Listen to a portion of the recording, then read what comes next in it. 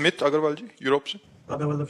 राधे राधे महाराज जी। महाराज जी, जीवन में अनुभव ऐसे रहे हैं कि मुझे लोगों पर आसानी से भरोसा नहीं होता। वैसे भरोसा लोगों पर ना करके भगवान पे ही करे, क्योंकि तुम्हारे जीवन के अनुभव रहे हैं कि आसानी से भरोसा नहीं होता। हम भरोसे के बिना चले नहीं है, हमारा भरोसा ही सब कुछ रहा है, लेकिन धोखा ही धोखा है। पर इसलिए मैं 2-3 योजनाएं बना के ही कार्य करता हूँ कि एक में फेल तो फिर दूसरे में, ऐसा ही कह रहे हैं। हाँ, नहीं, फिर भी कितना ही हो, भरोसा सिर्फ भगवान पे रखे। व्यक्ति का परोपकार कर दे, उस पर भरोसा ना करे। व्यक्ति का भरोसा करने पर हम फंस सकते हैं। भरोसा भगवान का और व्यक्ति का परोपकार। हम तुम्हारा हित करेंगे, तुम्हें सुख देंगे, तुम्हारा मंगल विधान करेंगे, पर हमें पलट कर तुमसे कुछ नहीं चाहिए, वो भगवान देंगे तो सुखी रहोगे। अगर पलट कर चाहोगे तो दुखी हो जाओगे, क्योंकि यहाँ पलट कर तुम्हें दुख ही मिलेगा, कपट मिलेगा, छल मिलेगा। आप करोगे अच्छा और वो करेगा बुरा, तो आपको रोना पड़ेगा, आपको दुखी होना पड़ेगा। यहाँ तो ऐसे विश्वासी लोगों को बहुत जल्दी फंसा लिया जाता है और फिर बहुत टॉर्चर किया जाता है। आंतरिक छल कपट इस संसार का स्वरूप है। आप सीधे साधे सरल विश्वास कर लोगे, फंस जाओगे, आपको बेवकूफ माना जाएगा। आप हित कर रहे हो, वो आपको बेवकूफ मान रहा है। आप हित कर रहे हो, जानबूझ के हित कर रहे हो, तो परहित करो और विश्वास भगवान पे रखो, तो यहां चैन से रह सकते हो। नहीं, यहाँ बहुत विचित्र संसार है, बहुत विचित्र संसार है। यहाँ छल कपट का राज्य, विश्वास का नहीं। यहाँ कोई ऐसा नहीं कि हाथ मिलाकर, दिल से दिल मिलाकर हमारे साथ चल सके।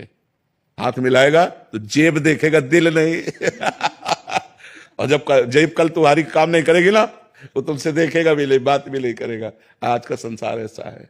तो अक्सर ये दिमाग में आ जाता है कि पूरा जीवन तो गुजर गया है, अब कैसे श्री जी प्राप्ति हो। नहीं, एक नाम में भी आपका काम बन जाएगा। ये दिमाग में क्यों नहीं डालते हो कि जैसे हम बोला राधा मर गए तो राधा की प्राप्ति हो जाएगी। हमको अंतिम फाइनल पे पहुंचना है कि अब अंतिम समय, चूंकि अपने को पता नहीं है, मालूम नहीं है कि हम कब मरेंगे, तो हम हर समय राधा राधा कह रहे हैं। जब मरेंगे तब राधा राधा कह के मरेंगे, तो हमें भगवत प्राप्ति हो जाएगी।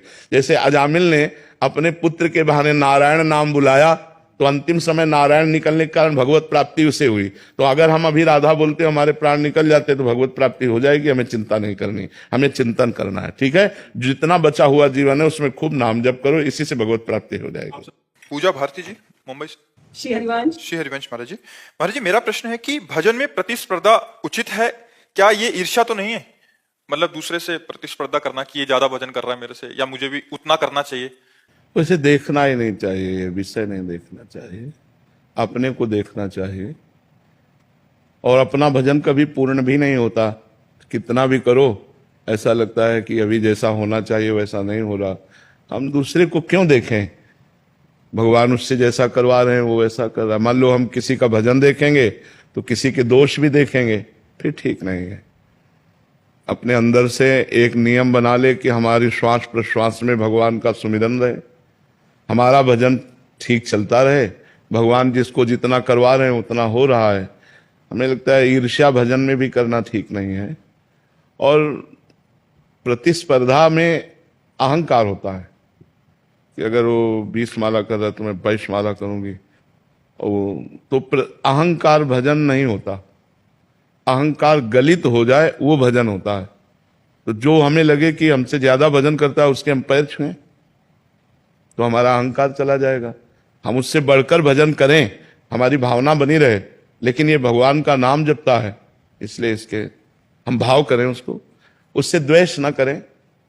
जो हमारे प्रभु का नाम जप करने वाले हैं, अधिक से अधिक नाम जप करते हैं, हम उनका सम्मान करें, उनका आदर करें, उनको प्रणाम करें। उनसे ईर्ष्या करने या प्रतिस्पर्धा करने की तो हमें कोई बात ही समझ में नहीं आती।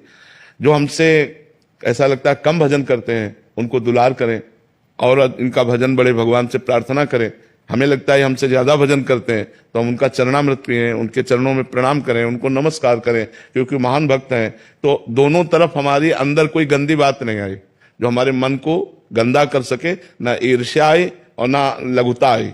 जो कम भजन करते हैं उन पर और भगवान सद्बुद्धि दें, इनका भजन बढ़े। ज्यादा भजन करते हैं उनको नमस्कार करते हैं। तो प्रतिस्पर्धा तो संसार में होती है, भजन में तो नहीं होती।